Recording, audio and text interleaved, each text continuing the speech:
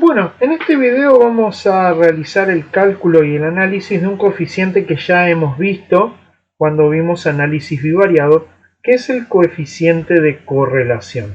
¿Sí? Ya hemos visto cómo calcularlo, cómo interpretarlo, pero vamos a hacer un breve repaso del mismo.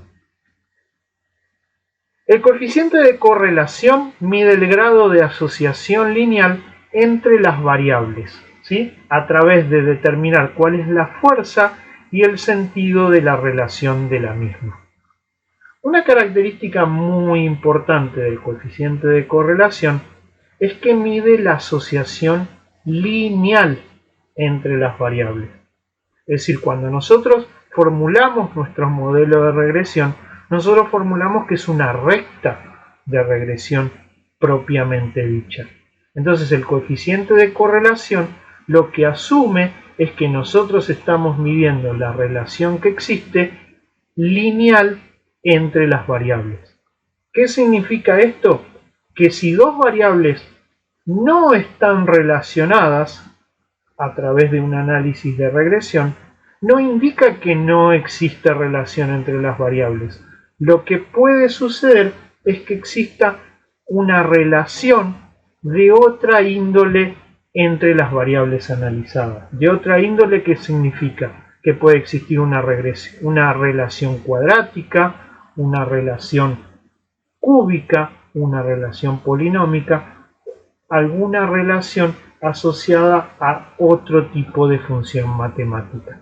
¿Sí? Nosotros nos vamos a quedar específicamente en análisis lineal entre las variables. Y todas las conclusiones que nosotros estamos obteniendo y estamos analizando está asociada a ese concepto fundamental. Entonces, si recordamos conceptos anteriores ya vistos, sabemos que el coeficiente de correlación es un coeficiente que puede estar entre menos 1 y 1. Matemáticamente ya hemos visto cómo calcularlo, donde si recordamos bien es la covarianza dividido el desvío de x sobre el desvío de y, ¿sí? Siendo x e y las dos variables sobre las cuales queremos calcular el coeficiente de correlación. Pero ahora surge una nueva relación. Esta relación nos dice que nosotros podemos pasar y calcular fácilmente el coeficiente de correlación a partir del coeficiente de determinación, o podemos hacer el proceso inverso. ¿Sí? ¿Cómo lo hacemos esto? De la siguiente forma. El coeficiente de correlación va a ser siempre la raíz cuadrada del coeficiente de determinación. ¿Sí? Es decir, si nosotros hacemos la raíz cuadrada de 0,9101, vamos a obtener el valor de 0,95. Y si nosotros hacemos 0,95 coeficiente de correlación elevado al cuadrado, el resultado va a ser el coeficiente de determinación 0,9101. Entonces dijimos que el coeficiente de correlación mide la fuerza y el sentido de la asociación lineal entre las variables.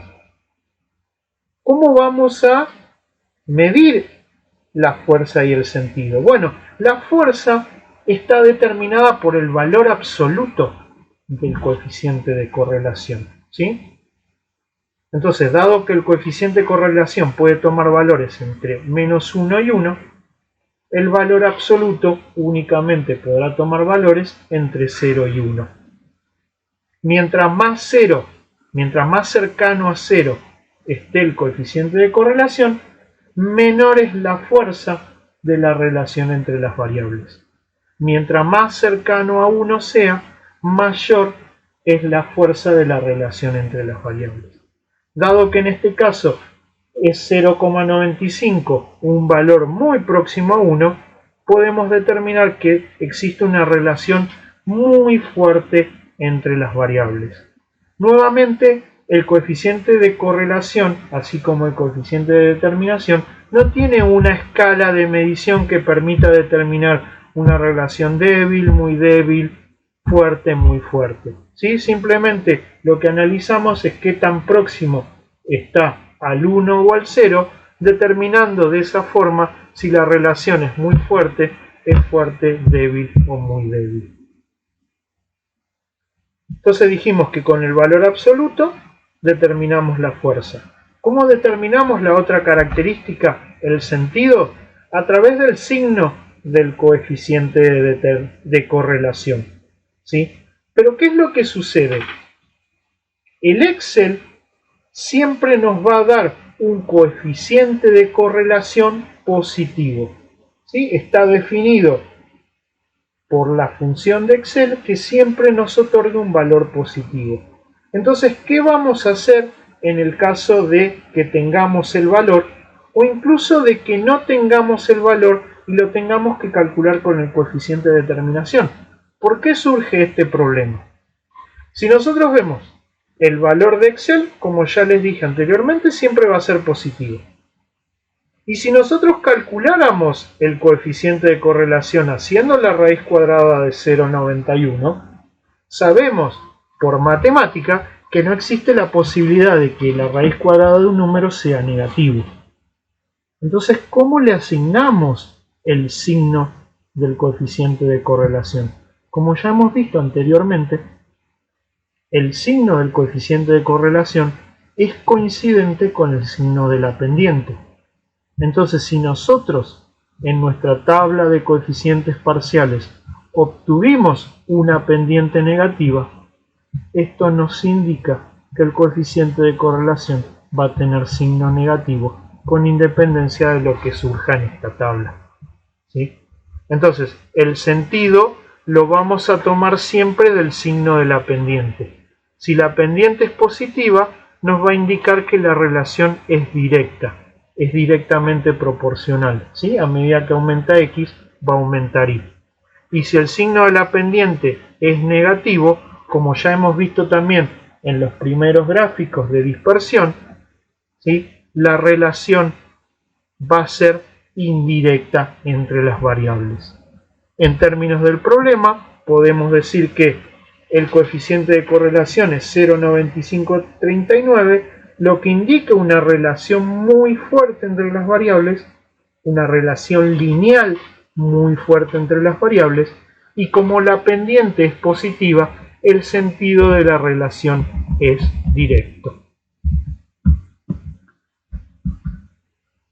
Bueno, ahora que ya hemos hecho el análisis de las dos tablas, en realidad ya hemos analizado las tres tablas, la tabla de bondad de ajuste, la tabla de ANOVA y la tabla de coeficientes parciales en el orden correcto, ¿sí? No en el orden de la salida de Excel. El siguiente paso es lo que se denomina las predicciones y el cálculo de los errores de predicción. ¿Qué es una predicción?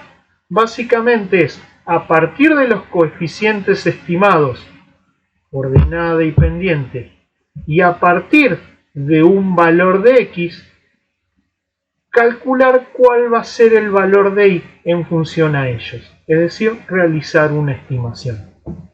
Para realizar una estimación, lo que debemos tener es la función de regresión muestral, pero en términos del problema. Es decir, haber reemplazado B0 por el valor hallado en la tabla de coeficientes y reemplazar el valor de B1 por el valor de la pendiente hallado en la tabla de coeficientes parciales.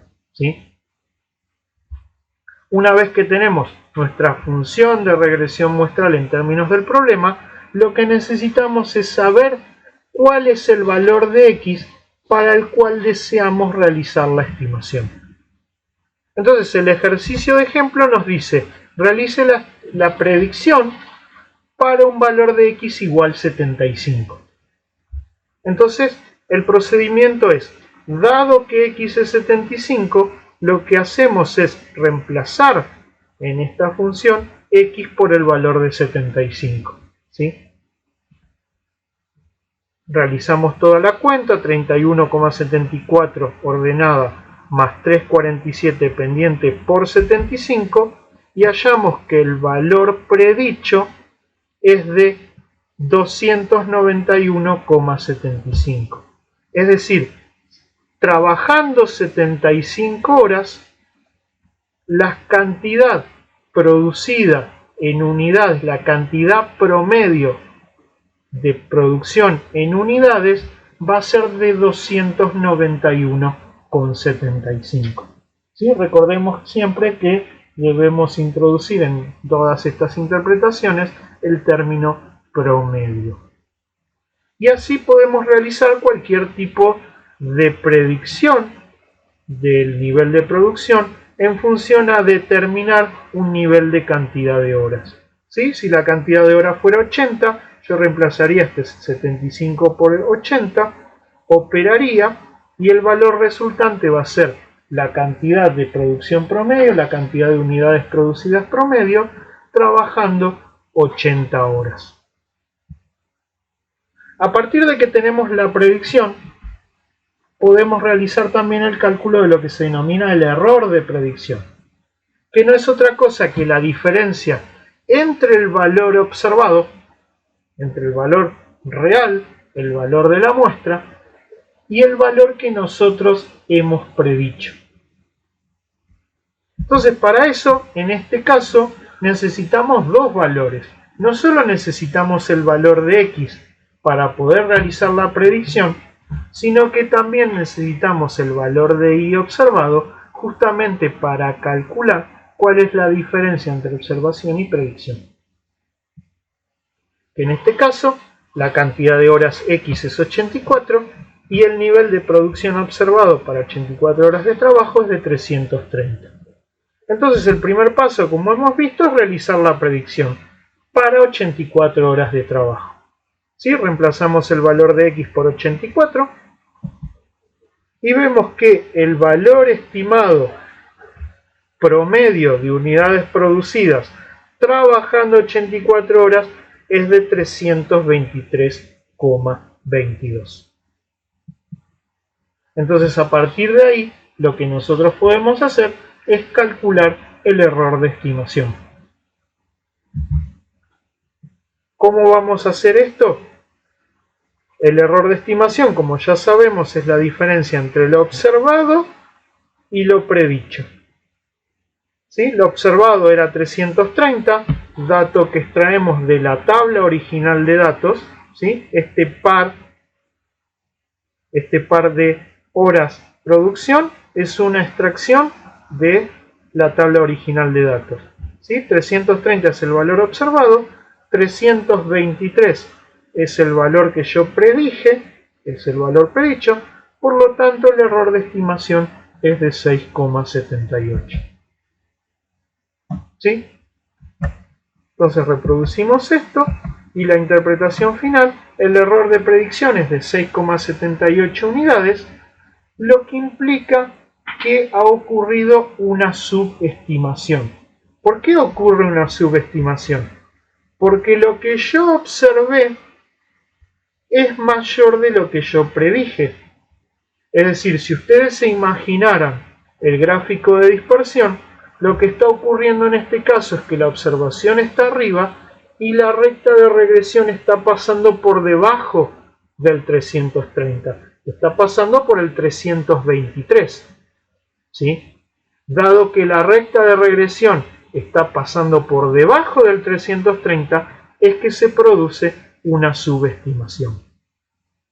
Si el error hubiese sido positivo, lo que nos está indicando es que la recta de regresión está pasando por encima de la observación. Y como la recta de regresión pasa por encima de la observación, eso se considera como una sobreestimación. Acá vemos en esta pequeña tablita que no está calculada en el desarrollo del ejercicio, cuáles son los errores que nosotros hemos observado para cada valor. ¿Sí? Cada uno de los 12 pares ordenados de X y de Y, cada una de las 12 observaciones, genera su propio error. ¿Qué característica tienen esos errores? Por lo que vemos en esta tabla, obviamente tenemos valores negativos de errores y tenemos valores positivos de errores. ¿De qué depende eso? Básicamente depende de las observaciones analizadas, ¿sí?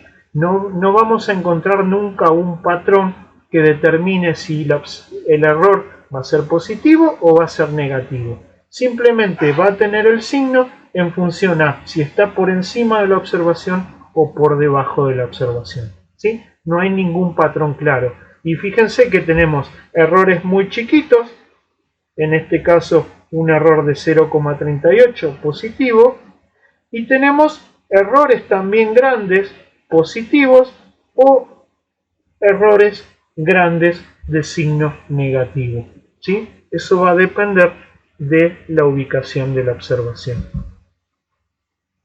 Pero algo que sí es importante es que, con independencia del signo que tenga el error, con independencia del valor que tenga el error, muy chiquito, muy cercano a cero o muy grande, si ustedes suman todos estos valores de errores, la suma siempre debe ser igual a cero, ¿sí? Es una propiedad del método que nosotros utilizamos para el cálculo de la ordenada al origen y el cálculo de la pendiente, ¿sí? Nosotros hicimos ese cálculo generando que la suma de los errores sea siempre igual a cero. Bueno, vamos a ver algunas consideraciones finales para cerrar el tema de regresión. En algún punto de la guía, lo que nos pide específicamente, pero bueno, esto vamos a hacerlo en un video próximo.